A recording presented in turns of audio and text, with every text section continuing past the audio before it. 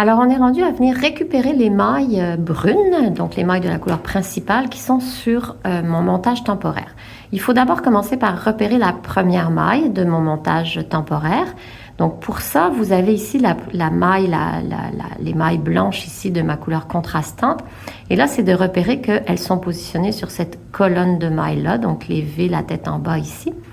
Donc on va aller chercher les V, la tête en bas de la colonne suivante. Et c'est là où on commence à voir le montage temporaire. La façon la plus élégante d'aller défaire un montage temporaire, c'est avec votre aiguille de passer sous la patte droite de ces petits V-là.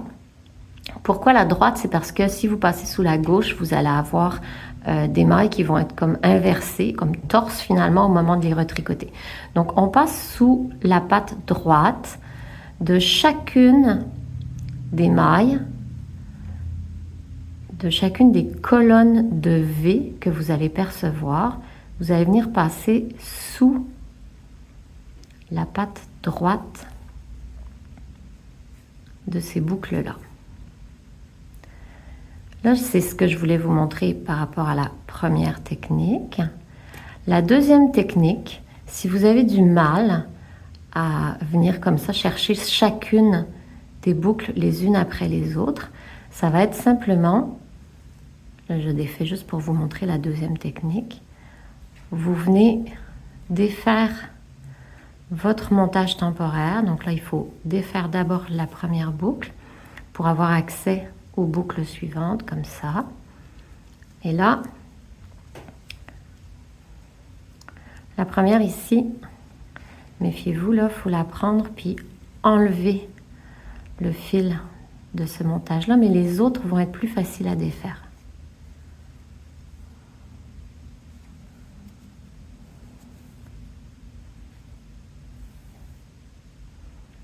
Voilà. Pour les autres, vous préparez votre aiguille juste à côté de la boucle et quand la boucle est défaite, vous insérez l'aiguille à l'intérieur de la boucle. Mais préparez bien votre aiguille à côté des boucles parce qu'elles peuvent vite tomber. Donc là, vous voyez, même je peux m'insérer juste avant. Juste avant comme ça. Si vous avez choisi l'option A, de passer votre aiguille à l'intérieur de chacune des pattes droites de vos boucles, l'exercice est moins périlleux au moment de défaire parce que vous tirez une bonne fois pour toutes et tout le monde s'en vient. Mais c'est un exercice plus délicat quand on utilise cette technique-ci. Alors, vous allez jusqu'au bout du démontage de ces mailles-là. Je vous retrouve de l'autre côté. Là, on arrive à la fin du défaisage des mailles. Et là, je vais vous montrer un petit peu cette dernière colonne-là sur laquelle le fil est fixé. Quand on regarde cette maille-là, en fait, c'est une colonne, elle est toute seule, effectivement. On pourrait lâcher le fil et la maille s'en irait pas parce qu'elle est attachée à côté ici. Mais si vous préférez, vous pouvez la prendre. C'est celle qui, dans l'explication plus tard, vous allez comprendre dans quelques minutes, est notre 41e maille du montage, malgré le fait qu'on ait monté 40 boucles sur l'aiguille au moment du montage pour la taille médium, bien sûr. Il y a celle-ci qu'on peut considérer comme la 41e et à travers laquelle passe également le fil de montage. Donc, voici comment je récupère 41 boucles désormais sur mon aiguille. Si vous avez choisi de faire un rabattage des mailles du talon, plutôt qu'un fil d'attente, vous êtes dans cette configuration-là. Donc, le fil de rabattage, une maille sur votre aiguille de droite, et puis les mailles que vous venez de libérer de votre montage temporaire sur votre aiguille de gauche. Pour aller défaire le rabattage, il va vous falloir libérer votre aiguille de gauche avant de venir travailler le démontage du rabattage. Le démontage du rabattage, il se fait, c'est assez basique, on va dire. C'est juste qu'il faut être très attentif. Quand vous tirez sur le fil du rabattage, vous venez tout de suite prendre la maille avec votre aiguille de gauche. Donc, on tire sur le rabattage. ça libère une maille et on vient la placer. Vous pouvez aussi tenter de glisser votre aiguille dans la maille avant de tirer pour défaire le rabattage, un petit peu comme ce que je vous montrais tout à l'heure pour le montage temporaire. On se retrouve de l'autre côté des mailles défaites. J'ai presque terminé, méfiez-vous de la dernière maille qui a tendance à vouloir s'échapper, donc il ne faut pas la rater. La voici. J'ai désormais toutes mes mailles de mon talon sur mon aiguille. Là, quand on utilise cette option-là, on a un petit problème, c'est que le fil à tricoter qu'on veut utiliser, qui est relié à la balle, il est de l'autre côté de votre montage. Vous voyez ici? Donc, vous n'aurez pas le choix de reprendre l'aiguille de droite et de faire tout simplement glisser vos mailles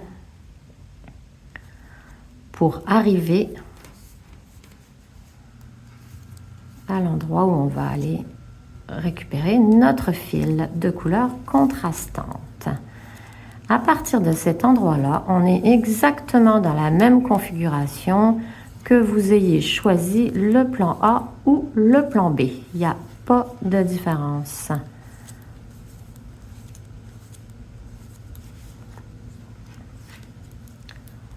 Voilà, c'est fait. Si vous avez choisi l'option B, c'est-à-dire l'option avec un fil d'attente, on va récupérer les mailles sur l'autre portion de l'aiguille et on va débuter la récupération des mailles de l'autre côté. L'idée là-dedans, c'est qu'à la fin de la récupération des mailles, on va être prêt à tricoter. Mon fil de tricotage, il est ici, donc il faut qu'il soit évidemment entre mes deux pointes d'aiguille. Donc pour récupérer les mailles du talon avec cette option B là, on va pouvoir simplement défaire notre fil d'attente, enlever notre fil d'attente, pardon. Je l'insère donc sur l'autre extrémité de l'aiguille, le fil d'attente. Et je fais glisser mes mailles.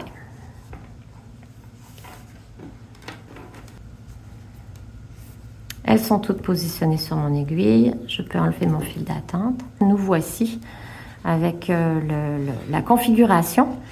Et je vais pouvoir tricoter en rond avec ma laine de couleur contrastante cette fois-ci.